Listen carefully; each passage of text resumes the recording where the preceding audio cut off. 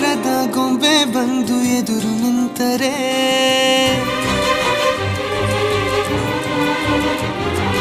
ಎಳೆ ಹುಡುಗನ ಹೃದಯವೀಗ ಸೋಲಲಾರದೆ ಓ ಬಂಗಾರದ ಗೊಂಬೆ ಬಂದು ಎದುರು ನಿಂತರೆ ಎಳೆ ಹುಡುಗನ ಹೃದಯವೀಗ ಸೋಲಲಾರದೆ ಕಣ್ಣು ಹೊಳೆವ ಚಾಳಿ